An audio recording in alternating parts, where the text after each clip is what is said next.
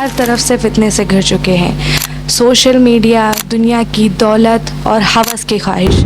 لیکن کیا آپ کو معلوم ہے کہ گناہ سے بچنے کا سب سے آسان طریقہ کیا ہے؟ انسان کو اللہ نے فطرت کے ساتھ پیدا کیا ہے، لیکن شیطان ہمیشہ یہ کوشش کرتا ہے کہ اس کو گناہ کی طرف کھینچ لے۔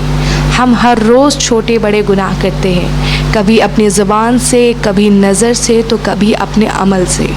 لیکن اگر انسان چاہے تو خود کو گناہ سے بچا سکتا ہے۔ آج ہم بات کریں گے اس آسان طریقے کے بارے میں جو ہمیں ہر روز کے گناہوں سے بچنے میں مدد کر سکتے ہیں۔ سب سے پہلا طریقہ ہے خدا کو یاد کرنا، یعنی جب دل خدا کے ذکر میں مصروف ہوتا ہے تو گناہ کی جگہ دل میں بنتی ہی نہیں ہے۔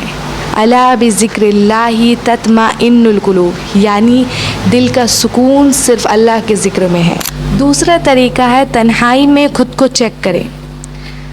گناہ زیادہ تر تنہائی میں ہوتا ہے۔ لوگ یہ سمجھتے ہیں کہ ہمیں کوئی دیکھ نہیں رہا، لیکن ہمیں ہمیشہ یہ دھیان رکھنا چاہیے کہ ہمارا رب ہمیں دیکھ رہا ہے، اللہ ہمیں دیکھ رہا ہے۔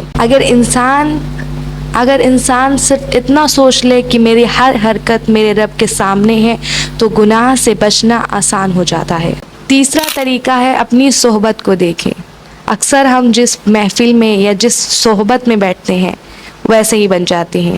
اگر ہمارے دوست نیک ہیں تو ہمیں نیک عمل کی طرف لے جاتے ہیں، اور اگر غلط ہیں تو گناہوں کی طرف لے جاتے ہیں۔ اس لیے ہمیں چاہیے کہ اپنی صحبت کو صاف رکھیں۔ یہ بھی ایک بہت آسان طریقہ ہے گناہ سے بچنے کا۔ چوتھا طریقہ ہے چھوٹے عمل کی اہمیت کو سمجھنا۔ نماز کو وقت پر ادا کرنا، قرآن کی تلاوت کرنا، چھوٹا سا صدقہ دینا، یہ سب چھوٹی چھوٹی چیزیں ہمیں گناہوں سے روکتی ہیں، کیونکہ جب انسان اللہ کی عبادت میں مصروف ہوتا ہے تو اسے گناہ کرنے کا وقت ہی نہیں ملتا۔ پانچواں طریقہ ہے صبر اور دعا۔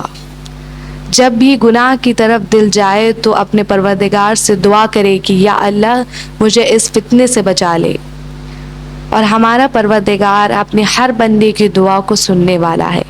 صبر اور دعا انسان کو ہر گناہ سے بچاتے ہیں۔